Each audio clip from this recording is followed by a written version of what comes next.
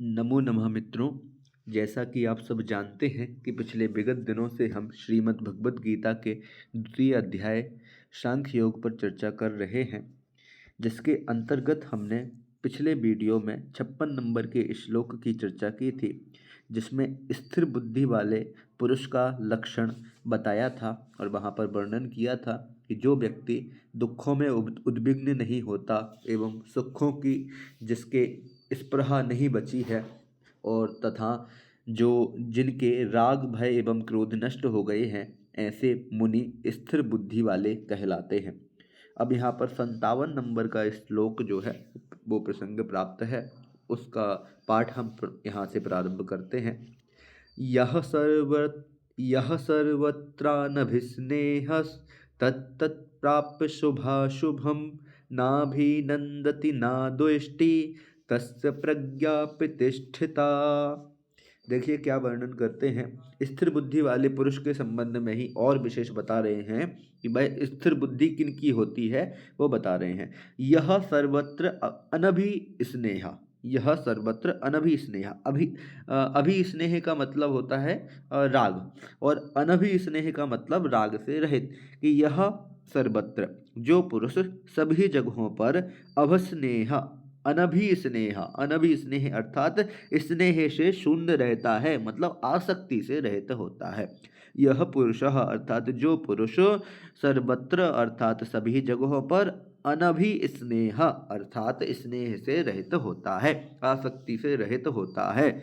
और क्या लिखते हैं, तथा तत्तत् शुभाशुभम अर्थात उस शुभ और अशुभ वस्तु को, अर्थात शुभ को शुभ फल देने वाली, अशुभ फल देने वाली वस्तु को प्राप्त अर्थात प्राप्त करके न अभिनंदति न द्वेष्टि, ना तो प्रसन्न होता है ना ही द्वेष करता है। क्या क्या कहा कि जो पुरुष सभी जगहों पर आसक्ति से रहित होकर के, यह सर्वत्र अनभिस्नेहा, जो सभी जगहों पर आसक्ति से रहित होकर के तत् उस शुभाशुभ अर्थात शुभाशुभम शब्द है, अर्थात उस शुभ और अशुभ वस्तु, अर्थात जो शुभ फल को देती हो ऐसी शुभ वस्तु और जो अशुभ फल को देती हो वो अशुभ वस्तु, उसको प्राप्त अर्थात प्राप्त करके ना अभिनंदती, ना तो प्रसन्न होता है और ना द्वेष्टि, ना द्वेष करता है। जैसे कि जो व्यक्ति को कोई अच्छी पुण्य प्रदायक वस्तु, शुभ वस्तु मिल गई तो वो क्या करता है, उससे प्रसन्न हो जाता है। कोई अच्छी चीज मिल गई तो प्रसन्न होता है,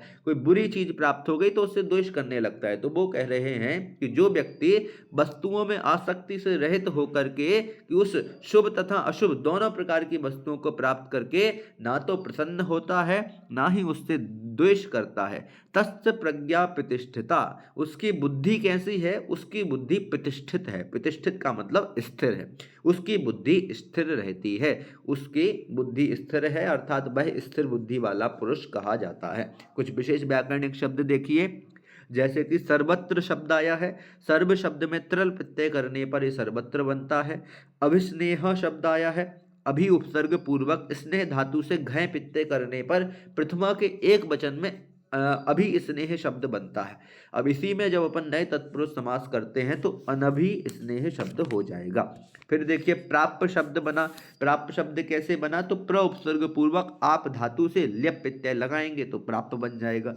प्रतिष्ठिता शब्द बना है, जब प्रति उपसर्ग पूर्वक स्था धातु से त प्रत्यय करते हैं तो प्रतिष्ठित शब्द बनता है। उसी में स्त्रीलिंग शब्दक ताप प्रत्यय करेंगे तो प्रथमा के एक वचन में प्रतिष्ठिता शब्द बनेगा। अभिनंदती शब्द है, अभि उपसर्ग पूर्वक नंद धातु से लट लकार प्रथम पुरुष एक वचन का रूप अभिनंदती बन जाता है।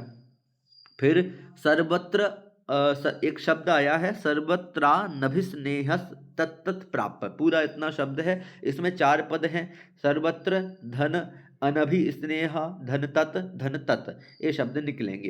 तो इसमें संधि कहाँ पर है, तो अभिस्नेह धन तत्, यहाँ पर दीर्घ संधि की यहाँ पर विसर्ग संधि की हुई है। सर्वत्र धन अनभि स्नेहा में दीर्घ संधि है। फिर अनभि स्नेहा धन तत् में विसर्ग संधि है, और तत् नहीं, और हाँ यहाँ पर 2 ही संधियों का प्रयोग है, इसके अलावा तत् धन तत् में संयोग का प्रयोग है। नाभिनंदति, यहाँ पर न धन अभिनंदति शब्द निकलेगा, इसमें दीर्घ संधि का प्रयोग है। न धन अभिनंदति दो पद निकलेंगे। शुभाशुभम शब्द है, इसमें द्वंद्व समास हुआ है। शुभम च अशुभम च इति शुभाशुभम, ये द्वंद्व समास का प्रयोग यहाँ पर हुआ है। तो इस प्रकार अभी हमने 57 नंबर के श्लोक पर चर्चा की। आगामी 58 नंबर के श्लोक की चर्चा अगले वीडियो में करेंगे। तब तक के लिए धन्यवाद।